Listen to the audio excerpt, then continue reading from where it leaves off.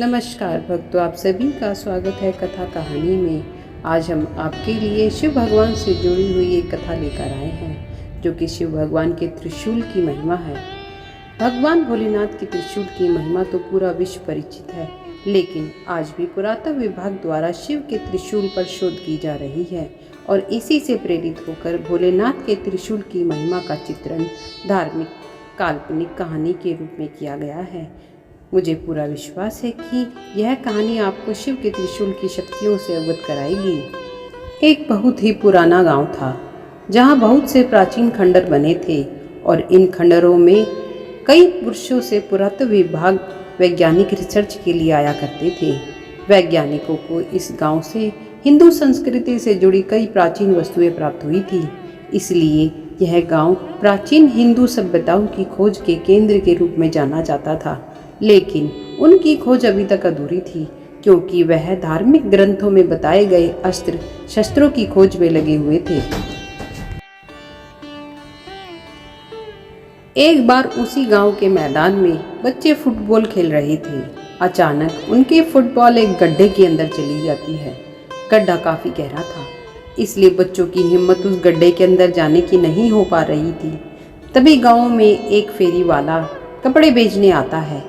बच्चे उसे रोक लेते हैं और उससे अपनी फुटबॉल निकालने की जिद करने लगते हैं।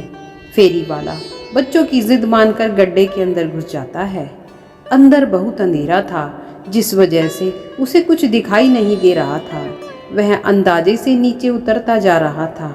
अचानक उसका पैर फिसल जाता है और वह गड्ढे के अंदर जाकर फंस जाता है। फेरी वाला दर्द से चीख उठता है और उसकी आवाज़ सुनकर आसपास के लोग गड्ढे के पास जमा हो जाते हैं और सभी उसे निकालने की कोशिश करने लगते हैं।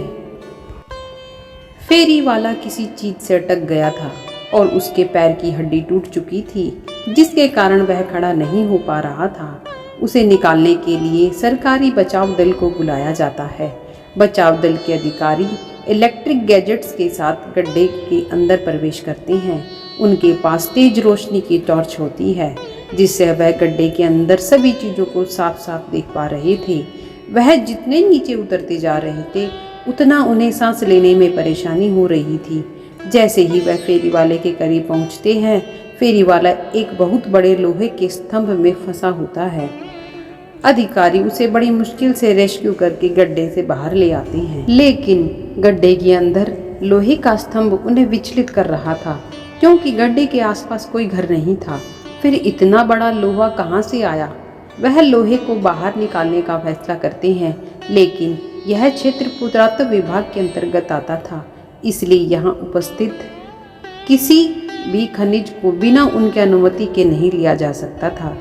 बचाव दल के अधिकारी पुरातत्व विभाग को बुलावा भेजते हैं और जैसे ही वह इस लोहे के स्तंभ की जांच करते हैं तो उनकी खुशी का ठिकाना नहीं होता, क्योंकि यह चीज़ लोहे से नहीं बल्कि अंतरिक्ष के ग्रहों से उपस्थित विभिन्न प्रकार के खगोलीय धातुओं से बना हुआ स्तंभ प्रतीत हो रहा था, जो कि पृथ्वी में इकलौता था। उस धातु के गहन अध्ययन से उन्हें इस बात का एहसास हो चुका था कि यह जरूर हिंदू संस्कृति में संबंधित कोई विशाल अस्त्र हो सकता है। स्तंभ का आकार बहुत विशाल था, जिसे निकालने के लिए बड़ी बड़ी मशीनें लगाई जाती हैं और स्तंभ को निकालने की जद्दोजहद शुरू हो जाती है। उस गड्ढे के आसपास हजारों की तादाद में लोग जमा हो जाते हैं। सभी उत्सुकता से गड्ढे की तरफ देख रहे थे। खनिज विभाग के अधिकारी पूरी मुश्किल के साथ स्तंभ को निकालने में लगे होते हैं। खुदाई करते हुए 38 घंटे हो चुके होते हैं। अचानक स्तंभ का आखिरी छोर उनके हाथ लग जाता है और जैसे ही हाइड्रोलिक मशीन की सहायता से स्तंभ को बाहर खींचा जाता है, वहां उपस्थित लोग जय भोलेनाथ के नारे लगाने लगते हैं, क्योंकि यह स्तंभ भोलेनाथ के त्रिशूल की तरह प्रतीत हो रहा था, जिसकी पुष्टि पुरातत्व विभाग द्वारा की जाती है। वैज्ञानिकों के हाथ में बहुत बड़ी सफलता लगती है, क्योंकि वह हिंदू संस्कृति के प्रतीकों का शोध कई वर्षों से कर रहे थे और उन्हें आज तक इतना बड़ा जीता जागता उदाहरण नहीं मिला था। लेकिन आज उनकी यह खोज पूरी हो चुकी थी। त्रिशूल की अनुसंधान केंद्र में ले जाया गया। त्रिशूल मिलने की खबर से पूरे विश्व में जिज्ञासा पैदा हो चुकी थी। सभी जानना चाहते थे कि त्रिशूल वाकई भोलेनाथ का है या और कोई सामान्य ढांचा है। त्रिशूल के रिसर्च करने के लिए कई देशों से वैज्ञानिकों को आमंत्रित किया जाता है। सभी अपने स्तर से त्रिशूल की कई पैमाने से जांच करते हैं और जब फाइनल रिपोर्ट आती है तो वैज्ञानिकों में खुशी की लहर दौड़ पड़ती है, क्योंकि यह हजारों वर्ष पुराना भोलेनाथ का ही त्रिशूल लग रहा था। क्योंकि इससे जुड़ी जानकारियां इस बात को प्रमाणित कर रही थी कि यह पृथ्वी में उपस्थित किसी भी धातु से नहीं बना था, बल्कि अंतरिक्ष में उपस्थित विभिन्न प्रकार की चट्टानों के मिश्रण से इसका निर्माण हुआ था, जो कि अपने आप में अद्भुत अकल्पनीय था। वैज्ञानिक त्रिशूल मिलने की खुशी मना रहे थे। वैज्ञानिक त्रिशूल मिलने की खुशियां मना रहे थे। अचानक प्राकृतिक वातावरण बदलने लगता है। गर्मी के मौसम में चारों तरफ जोरदार बारिश प्रारंभ हो जाती है। मौसम विभाग की जानकारी के अनुसार वर्षा अनिश्चित कारणों की वजह से प्रारंभ हुई थी, जिसके बारे में मौसम विभाग को कोई जानकारी नहीं लग रही थी। और सैटेलाइट से भी बारिश से संबंधित कोई संकेत प्राप्त नहीं हो पा रहे थे। वैज्ञानिकों में उथल पुथल मच चुकी थी, क्योंकि ऐसा पहली बार हुआ था कि प्राकृतिक घटनाओं का अवलोकन करने में उन्हें परेशानी हो रही थी। उन्हीं वैज्ञानिकों में एक ऐसे भारतीय वैज्ञानिक भी थे जो धार्मिक ग्रंथों की जानकारी रखते थे। तभी उन्हें अंदेशा होता है कि शायद इस त्रिशूल की वजह से मौसम का परिवर्तन हुआ है। वह सभी से कहने लगी, कहीं ऐसा तो नहीं है कि यह त्रिशूल जिस जगह पर उपस्थित था उसी वजह से प्राकृतिक संतुलन बना हुआ था और हमने त्रिशूल को उसी जगह से हटाकर इस संतुलन को बिगाड़ दिया।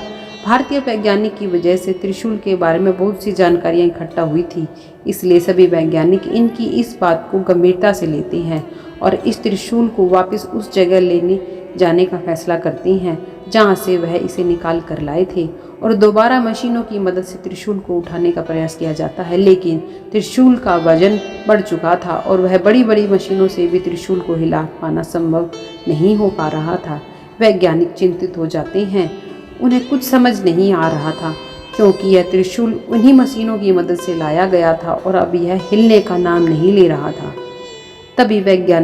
तभी भारतीय वैज्ञानिक सलाह देते हैं कि त्रिशूल शक्ति का प्रतीक है और उसे यहाँ से हटाने के लिए भगवान भोलेनाथ का आह्वान करना होगा।